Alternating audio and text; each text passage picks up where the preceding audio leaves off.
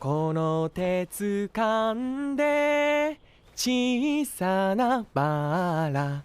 はい、ここでエミリアも立ち上がる。歌って。あなたが摘んだ私はバラなんとかわかんない。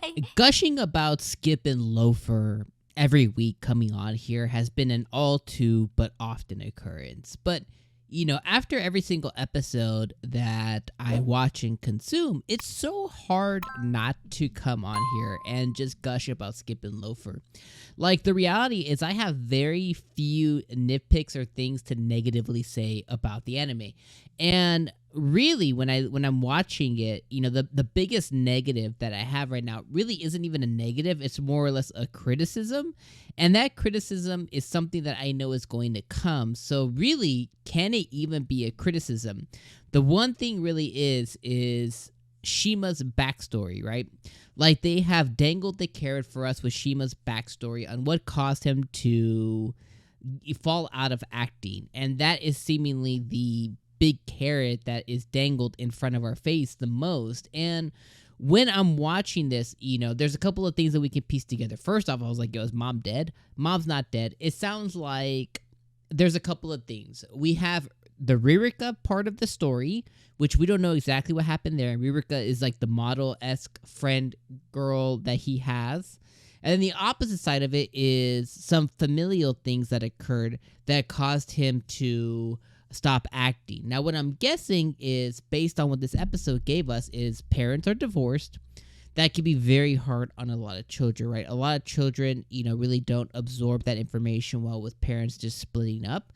And in Japan, at least based on what anime gives us, not reality, because reality is always different from any type of media we consume, whether it, you know, even all the way down to like YouTube level, you might get a little bit more real there. But the reality is, anything that's put out for viewership and consumerism for people to consume, you know, you're only getting kind of like half reality. And when you're watching anime, or when you're watching like soap operas, K-dramas, C-dramas, J-dramas, whatever, you just gain a story that was written and is being told. Now, the reason I'm saying that is, you know, in here is, in the way that anime depicts, you know, the splitting up and divorces, is typically one parent's just like peace the F's out. Like, either mom or dad just like, they go, I'm going to Tokyo, or I'm going to, you know, 𝐒𝐡𝐚𝐧𝐧𝐞𝐥, I'm going to Kyoto, and they just like dipped out, and they're just not part of the kid's life forever. Like, they just basically say, I'm divorcing this family, and they just dip.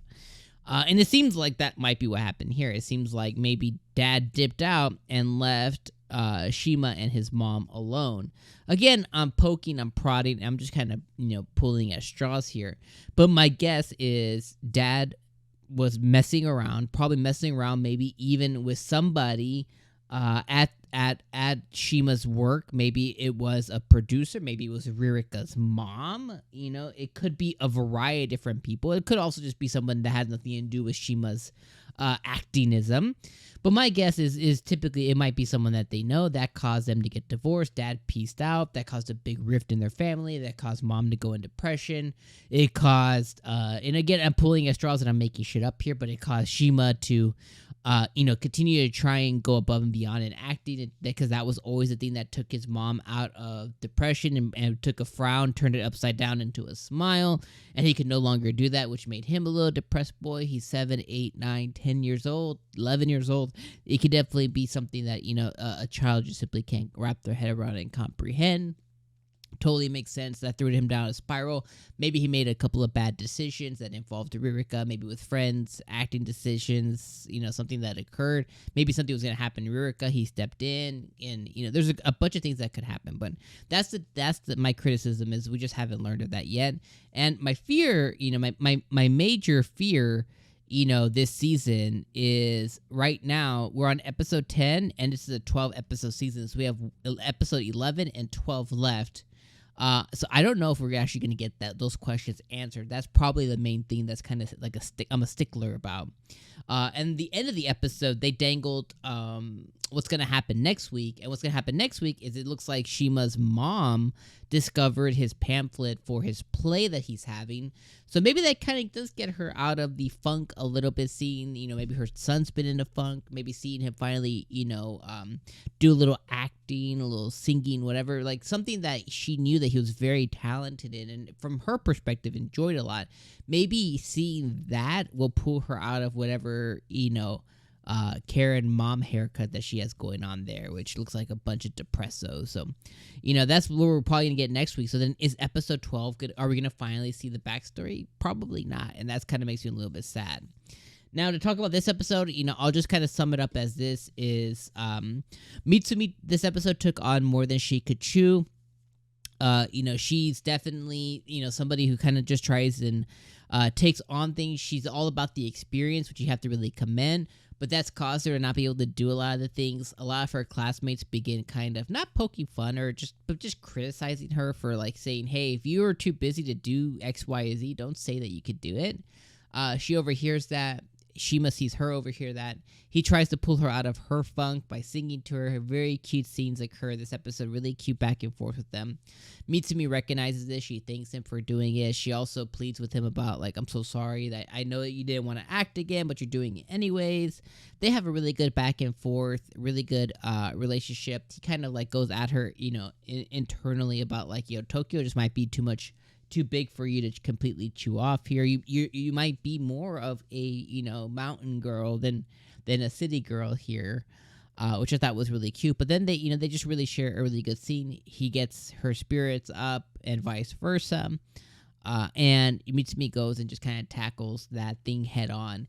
And she hits Shima with the line that I think will stick with him for a while.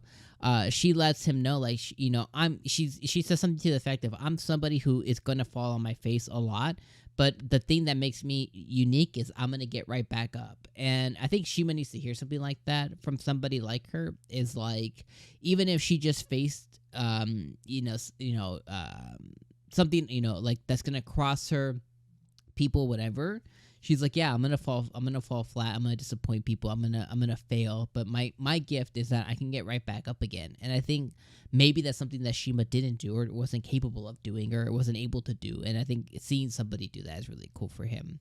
So overall, really great episode. I already covered a lot of the other things that happens in the episode with his mom and backstory and stuff like that, but the writing in episode is incredible. It's real. You can really feel it, the effects that it has. So I think that's what really makes this anime so unique, but I really hope that we do get that little bit of backstory, even if it is next episode, and that's what we kind of end on with episode 12.